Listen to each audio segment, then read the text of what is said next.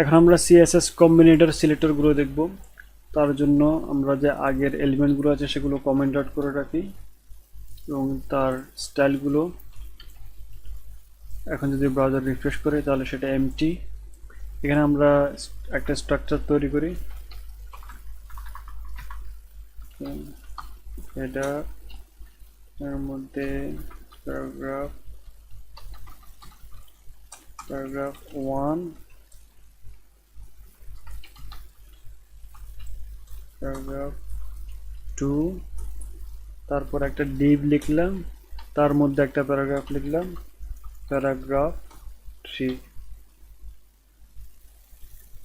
যদি browser refresh করি তাহলে আমরা প্যারাগ্রাফ 3 রিফ্রেশ করলে এখানে 3টে প্যারাগ্রাফ আমরা দেখতে পাচ্ছি। তো প্রথম যে কম্বিনেটর সিলেক্টরটা সেটা হচ্ছে descendant selector.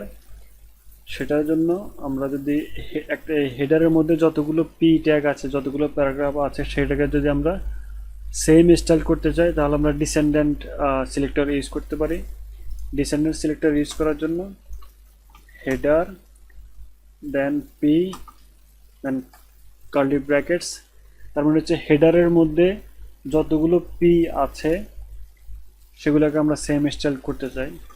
Colour red, font size 34 pixel, এগুলো সবগুলো সেম স্টাইল হয়ে গেল।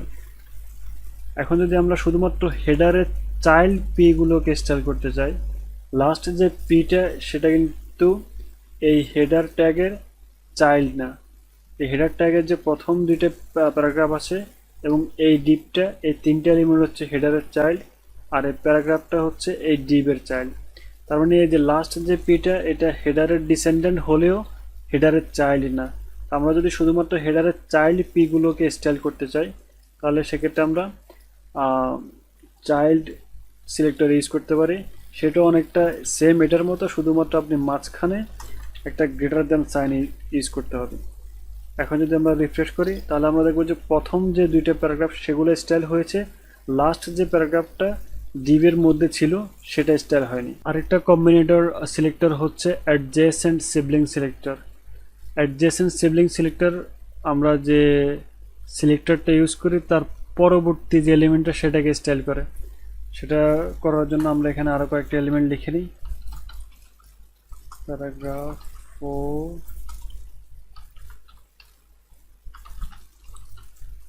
প্যারাগ্রাফ 5 সেভ করলাম, আমরা রিফ্রেশ করি। এখন আগের স্টাইলটা আমরা এখানে কমেন্ট আউট করে রাখি। এখন রিফ্রেশ করলে এখানে 5টা প্যারাগ্রাফ আছে। এখন আমরা এই ডিভ এলিমেন্টের মাধ্যমে পরবর্তী যে প্যারাগ্রাফটা আছে শুধুমাত্র সেটাকে স্টাইল করব।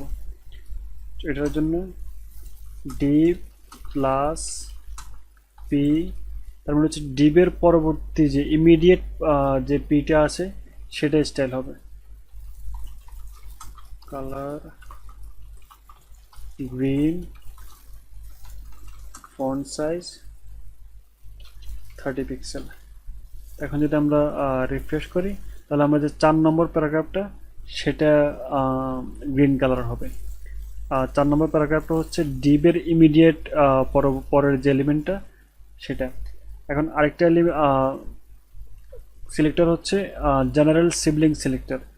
জেনারেল সিবলিং সিলেক্টর হচ্ছে আপনি ডিভের পরবর্তী যতগুলো এলিমেন্ট আছে, যতগুলো পি আছে সবগুলোকে স্টাইল করা।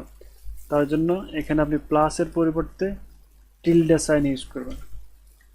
এখন যদি আমরা সেভ করি তাহলে ডিভের পরবর্তী যে দুটো প্যারাগ্রাফ আছে সেই দুটো স্টাইল হবে।